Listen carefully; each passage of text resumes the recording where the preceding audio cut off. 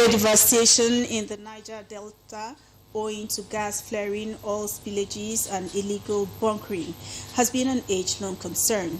Although previous administrations have taken steps to tackle these issues, the present administration under President Bola Ahmed Tinubu is intensifying effort at restoring biodiversity in the environment with the Ogoni Land Cleanup Project, which started in 2017 as a template for the remediation of the entire Niger Delta region.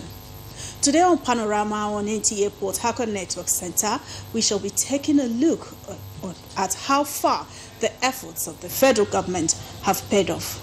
I am Jenny Bassi. Panorama continues shortly.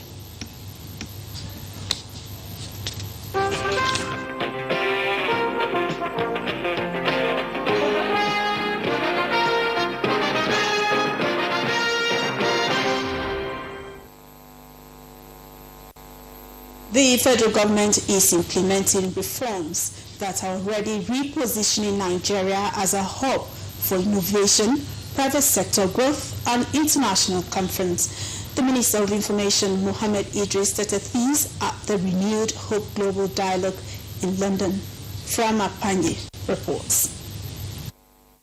The theme, strengthening global partnerships for economic renewal and national rebranding under the renewed Hope administration, brought together leaders, investors, and experts to discuss collaborative pathways for Nigeria's economic growth and global reputation. Information and National Orientation Minister Mohammed Idris highlighted the impact of President Tinubu's administration on Nigerians. Idris said the federal government has evolved the ease of doing business to attract foreign direct investment, as well as making Nigeria the investors' hub on the continent of Africa. President Bola Ahmed Tinubu is indeed a man who understands how to leverage strategic partnerships for growth and for the advancement of his dear country. We now have in Nigeria a unified rate regime. For those of you who may not know, we used to have a situation where investors were finding it difficult to know what the exchange rate was at the time. And we had multiple exchange rates in Nigeria, but when the president came, he said this had to stop. This in addition to a major reform that he took by removing this monster called fuel subsidy in Nigeria. The monster has been there with us for almost 4 decades. With the country out of the grey list, the world is seeing Nigeria as an emerging economy and investors' destination. In Abuja, Frama Panyi, NTA News. Behind every successful family is a mother whose story is defined by prayers, sacrifice, and perseverance, attributes mothers must bequeath to their families while alive. These are the words of Vice President Kashim Shettima at a funeral in honor of late Madam Enosoro, mother of the Deputy Governor of Operations Central Bank of Nigeria, Usoro. Clement Barikwi has the details. Vice President Kashim Shettima, while consoling the Usoro family, says their mother raised her family not just to succeed, but to serve, teaching them that excellence without empathy is emptiness. Vice President Shettima acknowledged her sterling character, which he said is worthy of emulation by all mothers. The height that Ms. Toro has attained in public service as a Deputy Governor of the Central Bank of Nigeria tells the story of a mother who refused to settle for mediocrity, who believed that her child could compete with the best of the world's minds and still remain anchored in faith. This is the story we must all aspire to be told about us. All the governor is looking for from the federal government now is just a deep sleeper to complement the progress of the state. It's a deep sleeper. It's a deep sleeper. All the members of the House of Representatives, National Assembly, all of us were behind the governor. We trust that in your brief stay in Akwa Ibom, you will enjoy the stay and you will continue to work with our son, the distinguished Senate President, to give us the very best from Abuja. Clement Barikui, NTA News. Trust that Corps Marshal Federal Road Safety Corps Shehu Mohammed says the Corps will continue to sustain its 24-hour driver's license production across the country, while urging Nigerians yet to get their driver's license to go to the centers for application for immediate collection. This statement becomes evident during a visit to the Lagos State mini print farm to reveal activities there. Oyeyemi Ajayi has the details. Of continuous printing and issuance of driver's licenses by the Federal Road Safety Corps.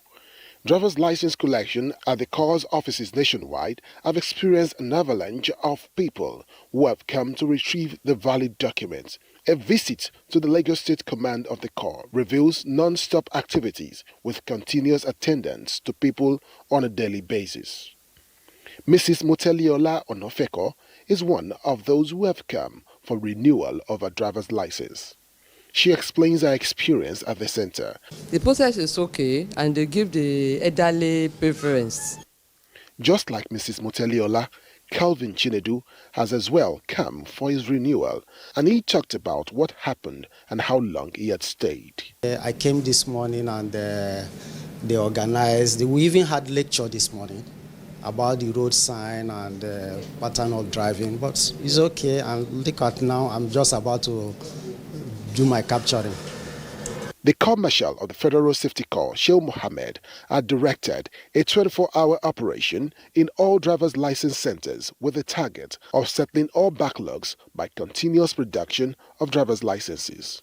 At this mini print farm in Lagos State, 15,000 cards are produced daily, and within 2 weeks, over 100,000 have been produced, aside 1,850 licenses produced per hour.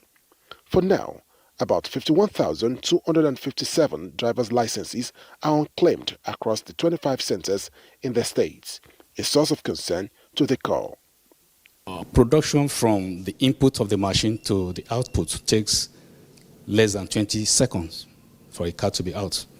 So it means we can produce over 1,800 in 1 hour. For the officers of the Corps, especially at this print firm, no slumbering. All hands remain on deck, operating shifts to ensure all targets are met, and the machines remain active 24 hours. And for the people, no more doubts. The Corps says, take a step, and surely their driver's licenses are waiting to be collected. From Lagos, Oyeyemi Ajayi, NTA News. The Federal Road Safety Corps in Rivers State has launched its 2025 Ember Month Public Enlightenment and Sensitization campaign with a call on passengers to take responsibility for their safety.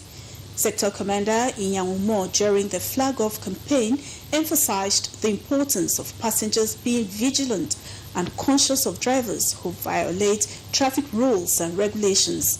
Informa Omesa reports that the campaign is aimed at promoting road safety awareness and reducing the risk of accident during the Ember months.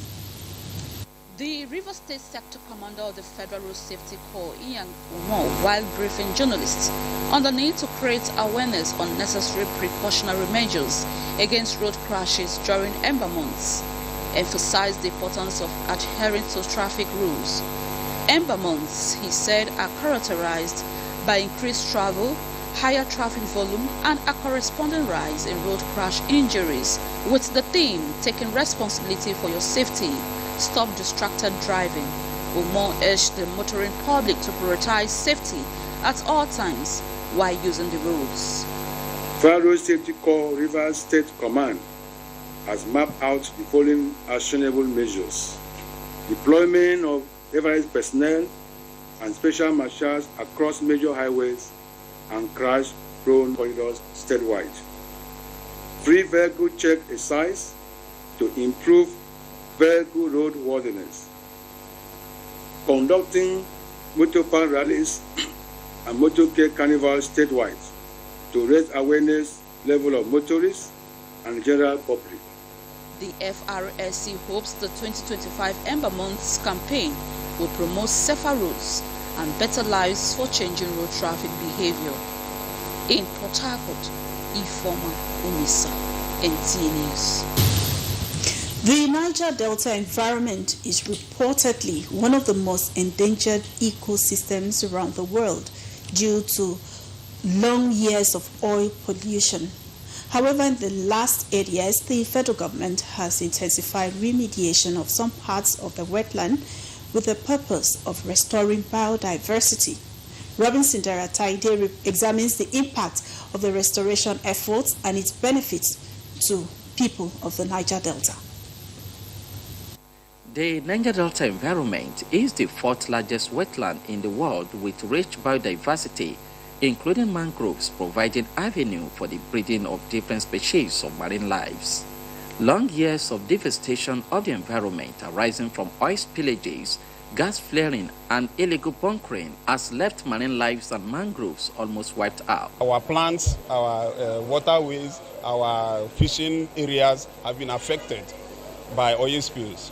Efforts of the federal government in tackling this environmental issue has continued to yield positive results, and one of such is the setting up of the hydrocarbon pollution remediation project, using Ogoni land as a template for remediation. In the last 8 years, more than 35 oil-polluted lots have been remediated, with more work ongoing on groundwater remediation and mangrove plantation in Ogoni land. Our assessment of the cleanup thus far is that we have experienced tremendous success. We should do everything within our human powers to making sure that we do not deliberately hurt the environment again. Environmental activists argue that time for the extension of the remediation to other parts of the region is ripe. Now is the time for a complete audit of the environment of the Niger Delta and the health of the people of the Niger Delta, and a commencement of a thorough cleanup, that's remediation, restoration, and reparations. What is happening in Ogoni land should also happen in other places in the Niger Delta. The people are advised against repollution of remediated environment to justify federal government's investment in the affected region. In Port Harcourt, Robinson Garateide, NTA News. And on that, we have in our studio Elder Christian Lekia. Elder Christian Lekia is the chairman of Ogoni Civil Society Stakeholders Forum, and he's right here in the studio. It is my pleasure to have you on the. The greater pleasure is mine to be here with you as well. Thank you. Now, let's look at the environmental issues, particularly in the Niger Delta. So, how serious are the environmental issues here in the region? The Niger Delta is a product of a peculiar conflict background, and our people had lived mainly on farming and fishing. So when all of this happened, that as a result of oil exploration by companies who never really looked at, I saw the need to go into responsible exploration by undermining the health of both the people who live in the region as well as the environment from where they tap this gold. We suffer great setback, and thank God for UNEP who came to do that, carry out that investigation in Ogoni. That is a template and a litmus test, you know, and they came up with very serious findings on the level of benzene contaminated underwater, meaning that that cancer-causing element was there present in the kind of water we've been taking. And no wonder people keep dying on a daily basis. And I tell you that one of the most lucrative businesses, you know, in Ogoni today is that of the mortuary, the morgue, you know, and I'm sure that all of that is common everywhere in the Niger Delta. So it's a very serious issue, although the steps have been taken to look at the situation in Ogoni. And if you look at the pace at which it's going right now, more work needs to be done for us to get it fixed in Ogoni. But beyond Ogoni, everywhere in the Niger Delta is going through the same experience. So I agree totally that so much work needs to be done. The same kind of investigation that was carried out in Ogoni should also be extended to other parts of the Niger Delta. We are one people with a common history, and we're going through the same problem. And so I will want the government to also look at the need to carry the entire Niger Delta together and so that this problem can be properly fixed. Okay, now talking about the steps taken by the federal government, over the years, the issues of remediation in Ogoniland has been a subject of conversation. How successful have the steps taken by the federal government been? I'll tell you, like you know, the issue of remediation and high prep coming was strange. It's not something that had been before. So it was a pilot project. So when we saw it as, initially we thought it was one of those steps taken by government to just pacify us in order to allay our fears and get their way into oil resumption. But I can tell you that after a while, particularly with the current project coordinator of HYPREP, it opened the doors for stakeholders to come in. Most of us, we are asking very pertinent questions. We are being allowed to get involved and a series of engagements. So we got responses from the project coordinating office, and we also had certain convictions. We asked questions, as a product of the civil society space. I'll tell you that the civil society is the conscience of every society. So we can't undermine the need for the proper thing to be done by agencies like that. So I can tell you today that with the level of engagement and with what we've seen, the fears we had initially had been drastically reduced, and we have confidence in the process because of the regular engagement that has been going on. And we believe that if this continues and the agency gets the kind of support, the project gets the kind of support that is required, we will be hopeful that very soon we will be on the same page with government. Although we want this same experience to be carried out, the same experiment, the investigation that happened by UNEP, the HYPREP can still carry out the same thing in other parts of the Niger Delta, so that the entire Niger Delta will be carried along, and nobody will be left, or no part of the Niger Delta should be left behind. So that means stakeholders' engagement is the major key or steps taken to address the remediation. Most of the projects that they've undertaken are quite visible, and with the level of visibility and getting involved in the process, they came up to say, own this process. Right. We're working for you. So with that kind of mutual confidence being built, I think the progress, there is progress on the part of the project. And we also believe that our brothers also need to have this kind of experience so that we can all be safe. We can be safe together, environmentally speaking, and in terms of human lives too. Of course, previous administrations have tried so much in this HYPREP. Now, let's look at what is this administration under President Bola Tinubu doing differently from previous administration? Well, you know that when we started our advocacy for a safer environment and a safer life under Abuja, if the government had been open to discussion and dialogue, most of the conflict experience wouldn't have been there. But right here, you see a government, what we expected from the Abuja administration, the Tinubu administration is doing it right. So I think they've gotten that right, by engaging with the people, and they are beginning to come up with policies and programs. We now have, with the success that HYPREP is recording, you have the Federal University of Environment and Technology in Ogoni now. We also have the Center of Excellence. In fact, Ogoni is fast becoming a reference decimal when it comes to environmental remediation and investigations there now. So the government is taking it very serious, but what they need to do again is to step up the confidence building process, because like the agency, the project coordinator, the HYPREP was just being created through an executive fiat. It needs to be backed up by an act of parliament. So to ensure, to give hope to the Niger Delta that, look, this project that we started here was not just started because we want to go back to get to Ogoni oil, but we want to truly clean the entire Niger Delta. So let them back it up with an act of parliament, because what UNEP reported was recommended was not HYPREP, but an Ogoni restoration project, environmental project. But they saw the need to extend it to other parts. So let them make good that promise and that need by extending and ensuring that all of this happen.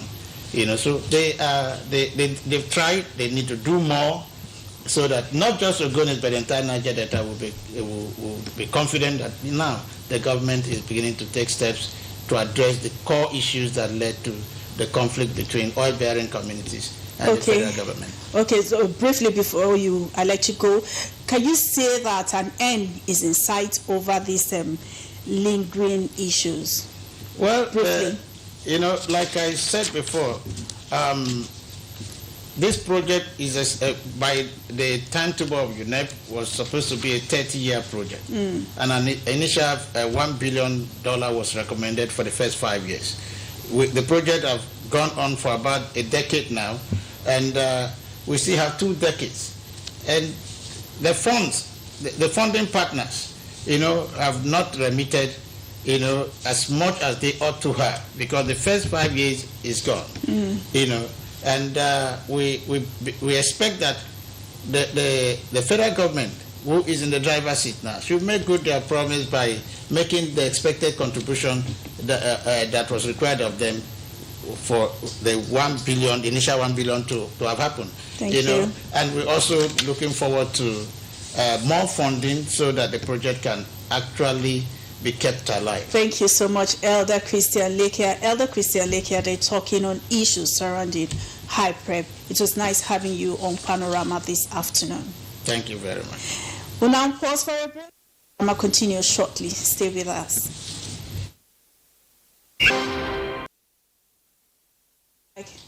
National Youth Service Corps members serving in Kolokuma, Opokuma local government area in Bayelsa State have been assured of their safety and well-being. The chairman of the council, Tari Elai, gave the assurance while responding to the case of a missing corps member, Anyanwu Chimezie, serving in Kayama. Ebinimiziti Miyala reports. This is Kayama, headquarters of Kolokuma Pokuma local government area, and is host to the orientation camp of the National Youth Service Corps here in Bayelsa State. Anyanwu Chimezie, a 24-year-old corps member serving in Kayama, was declared missing by the Bayelsa State Police Command. Chimezie was last seen leaving his residence on October 6, 2025 at about 7 a.m. Community Development Committee Chairman of Kayama Community and the Council Chairman Kolokuma Pokuma local government area expressed concern over the unfortunate incident. Up till this minute as we speak, we are still searching for the copper. The mother of the copper too has come. The worst thing is that he didn't even go out with his phone. He kept his phone in his lodge and went out. What happened is an unfortunate incident, but we're on top of it. We have not relented. Every conventional security is on top of the matter. And as we speak with you, we have related with the families, we have met with the father, we have met with the mother and other relatives. The Bayelsa State Police Command is soliciting the cooperation of members of the public with useful information to call the Police Public Relations Officer on 0703-270-2984 or Mr. Anyanwu Simeon on 0805-322-9939. From Kayama, Ebinimi Zitemiola, NTA News. And that's it on Panorama from Port Harcourt Network Center. Thanks for watching. Good afternoon.